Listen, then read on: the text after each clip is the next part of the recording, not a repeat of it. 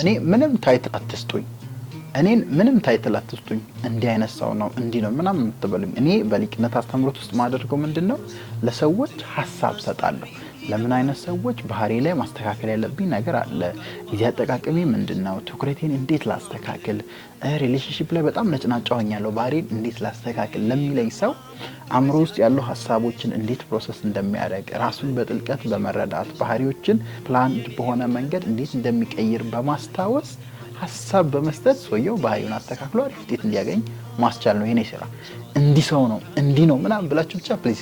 ታይትል አትስጡኝ ሲቪ ግን ሊቃውንት ነው እኛ ሀገር ላይ ብዙ ፊዚካል ችግሮች አሉ የሚታዩ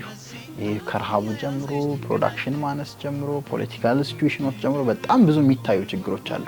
እነዚህ የሚታዩ ችግሮች ግን ከየት ነው የመጡት በጣም ትልቁ ጥያቄ እሱ ነው እነሱን ለማስተካከል እነዚህ የሚታዩ ችግሮች የሚመነጩት ከዚህ ከማይ